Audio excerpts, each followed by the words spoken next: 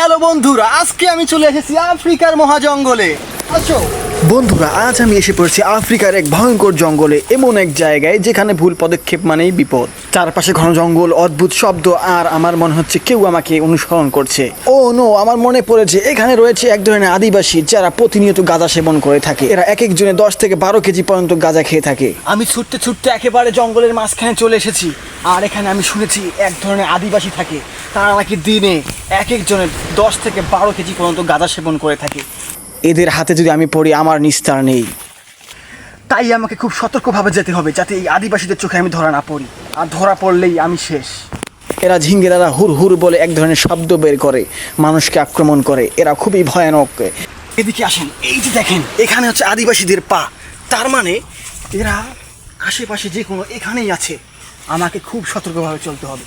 এরা মানুষকে ধরতে পারলে গাঁজা খেয়ে তারপরে তাকে মাতাল বানিয়ে ছেড়ে দেয়। আমি যেটা সন্দেহ করেছিলাম ঠিক সেটাই হচ্ছে, উপজাতিরা ওখানে। এখন যদি তারা আমাকে দেখতে পায়, তারা আমাকে আস্ত রাখবে না। দ্রুত আমাদেরকে এখান থেকে পার হয়ে যেতে হবে। এরা হচ্ছে ভয়ঙ্কর এক জাতি।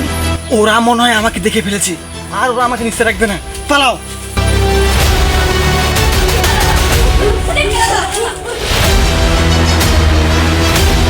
আমাকে ওরা ধরে ফেলতেছে। এই আদিবাসীদের বৈশিষ্ট্য অনেক ভয়াবহ। এরা মানুষকে পুরে সহ খেতে পারে। আমার যে কি হবে, এই গাঁজাখোররা আমাকে ধরে ফেলেছে। এই আদিবাসীরা অত্যন্ত ভয়াবহ।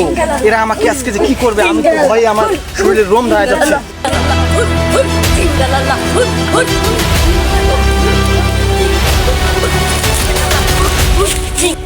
আমাকে মনে হয় এরা গাঁজা খাওয়াবে। এরা এক একজন দিনে 5 থেকে 6 কেজি করে গাঁজা খায়। আমাকে আজকে গাঁজা খাওয়াবে। আজকে যে আমার কি হবে। এই আদিবাসীরা অত্যন্ত ভয়াবহ। এদের কথা যদি আমি না শুনি, তাহলে আমাকে শেষ করে